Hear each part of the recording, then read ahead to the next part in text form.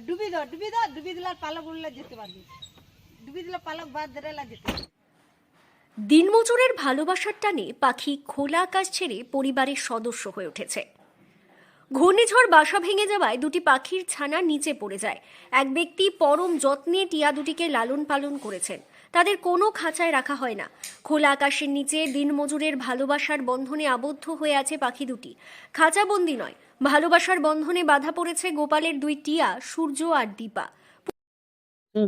ঝড়ে গাছ থেকে পড়ে গেল ছোটবেলা, সেই থেকে আমি এদেরকেই মানুষ করেছি। আমার সঙ্গে এরা সব জায়গায় যায়, বাজার হাট আত্মীয় বাড়ি যেখানে যাই সেখানে যায়।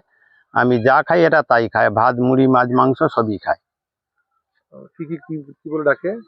মা কাকু, আর ফোন এলে তো সবসময় ফোনে হুঁ হাঁ বলতেই থাকবে। পূর্ব মেদিনীপুর জেলার তমলুক থানার শ্রীরামপুর গ্রাম পঞ্চায়েতের কিসমত গ্রাম। এখানেই থাকেন দিনমজুর গোপাল দিন্ডা।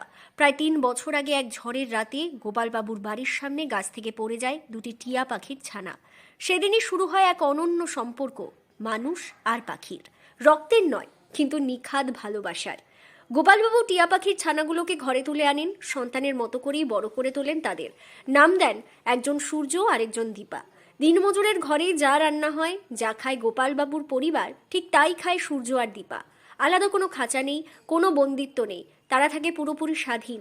তবে সবচেয়ে আশ্চর্যের বিষয়, এই দুটি টিয়া কখনো গোপালবাবুকে ছেড়ে কোথাও উড়ে যায়নি। বাজারে গেলে, আত্মীয়ের বাড়ি গেলে, এমনকি মাঠে কাজে গেলেও গোপালবাবুর কাঁধে কিংবা পাশে পাশে চলে সূর্য আর দীপা। ওই দুই টিয়া পাখি যেন পরিবারের সদস্য হয়ে উঠেছে।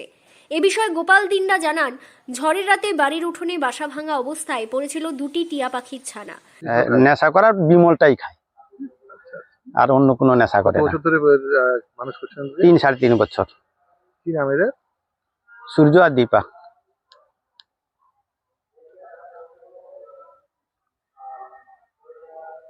একটু বলতে হবে, আরেকটু বলুন না। তাদের তুলে এনে লালন পালন শুরু করি। কোনো খাঁচাবন্দি অবস্থায় নয়, খোলা অবস্থাতেই তাদের লালন পালন করা হয়। কিন্তু বড় হওয়ার পর পাখি দুটি খোলা আকাশ পেয়েও উড়ে যায়নি, ভালোবাসার টানে রয়ে গিয়েছে। বাড়িতে যা রান্না হয় তাই খায়। পরিবারের সদস্যের মতো নিত্যদিনের সঙ্গী হয়ে উঠেছে এই পাখি দুটি। এমনকি আত্মীয় স্বজনের সঙ্গে মোবাইলে কথাও বলতে পারে পাখি দুটি। পাখি দুটি শুধু সঙ্গেই থাকে না, তারা কথা বলেন। কখনো মা, কখনো কাকু বলে ডাক শোনা যায়। ফোন বেজে উঠলে, ওপার থেকে কেউ কথা বললে, তখন নিজের মতো করে বকবক শুরু করে দেয় সূর্য আর দীপা। গ্রামের মানুষজন থমকে দাঁড়িয়ে দেখে এই দৃশ্য। খাঁচায় নয়, ভালোবাসাতেই যে বন্ধন তৈরি হয়, জীবন্ত প্রমাণ গোপাল দিন্দার দুই টিয়া পাখি।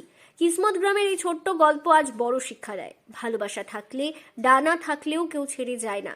বাড়িতে আরও দুটি শালিক পাখিও আছে, তারাও মুক্তভাবে গোপালবাবুর বাড়িতে বেড়ে উঠেছে। আর গোপালবাবুর পাখিগুলিকে দেখতে বাড়িতে ভিড় জমান গ্রামবাসী থেকে দূর দূরান্তের মানুষজন। পূর্ব মেদিনীপুর জেলার তমলুক থেকে সৈকত শ্রীর রিপোর্ট, লোকাল 18 বাংলা।